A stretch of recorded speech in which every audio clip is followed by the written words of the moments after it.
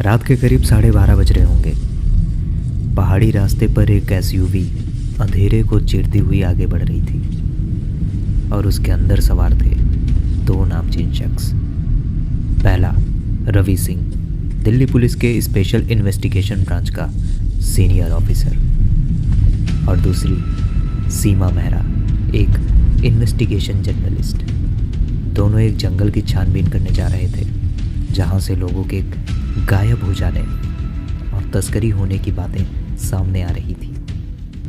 क्या लगता है सीमा, इन सब के पीछे कौन हो सकता है? रवि ने पूछा।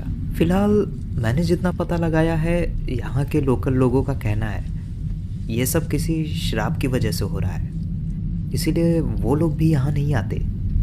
बाकी तुम्हें क्या लगता है? सीमा ने रवि से उल्टा सवाल पूछते हुए कहा। मेरा मानना है कि जहाँ डर है वहाँ जुर्म है। मैंने ऐसे कई केस देखे हैं जो अपने काले कारनामों को छुपाने के लिए डर की चादर उड़ा देते हैं। दोनों आपस में ऐसी ही बातें कर रहे थे जब रवि के वायरलेस में एक आवाज़ आना शुरू हुई।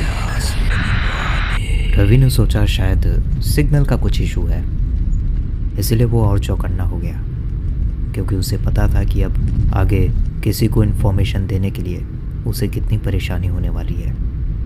खैर, उसने अपनी बातें जारी की। अच्छा, तुम उस शराब के बारे में क्या बता रही थी?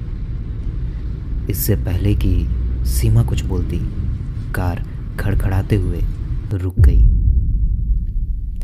अरे यार, लगता है टायर पंचर हो गया है, रवि ने गुस्से में कहा।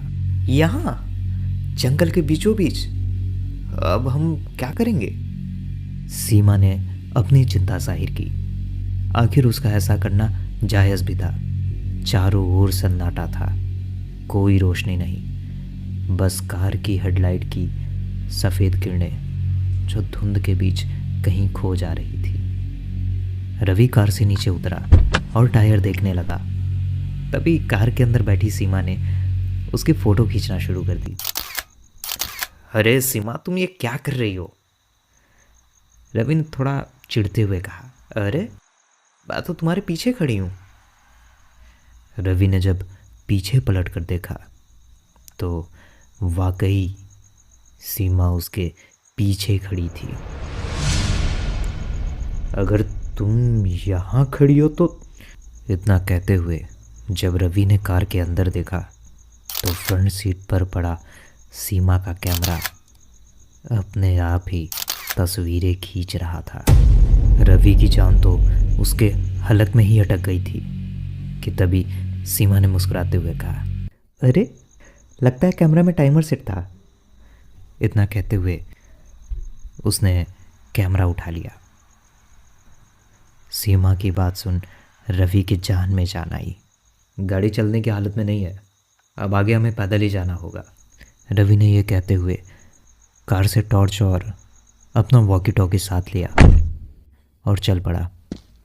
सीमा भी उसके पीछे पीछे अपना कैमरा लेकर चल पड़ी। दोनों अभी 30-40 कदम ही चले होंगे कि रवि रवि कहते हुए सीमा ने चीखना शुरू कर दिया। रवि ने जब उससे चीखने की वजह पूछी तो सीमा ने अपना कैमरा दिखाते हुए कहा, देखो रवि, उस समय जब कैमरा हमारी फ़ोटो खींच रहा था तो हमारे साथ कोई और भी था। रवि ने जब फ़ोटो देखी तो वाकई उसके पीछे सीमा के साथ एक और बूढ़ी सी औरत खड़ी थी, पर ये उन दोनों को उस वक्त नहीं पता था, क्योंकि शायद वो औरत कोई आम औरत नहीं थी। सीमा काफ़ी डर चुकी थी। वो अब एक पल भी वहाँ पे नहीं रुकना चाहती थी। उसने रवि को वापस चलने के लिए कहा और जैसे ही पीछे मुड़ी तो उसकी आंखें फटी की फटी रह गई, क्योंकि पीछे पलटने पर वहाँ न कोई सड़क थी और न ही उनकी कार, बस चारों तरफ पेड़ ही पेड़, मानो वो बीच जंगल में खड़े हों। ये मंजर देख रवि को भी अब डर लग रहा था, पर उसने हिम्मत नहीं छोड़ी।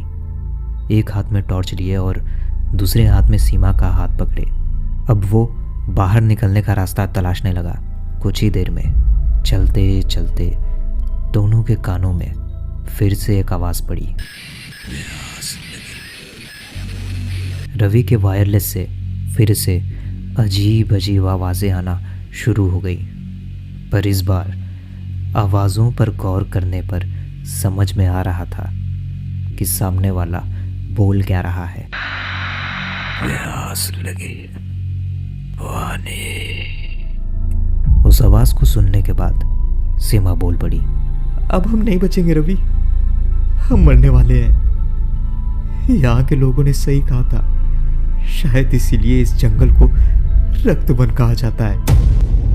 आखिर क्या है रक्तवन की कहानी, और क्या रवि और सीमा जंगल से बाहर सही सलामत निकल पाएंगे? जानने के लिए इंतज़ार करो पार्ट 2 का। और अभी तक की कहानी अच्छी लगी है तो तुम्हें क्या करना है तुम जानते हो।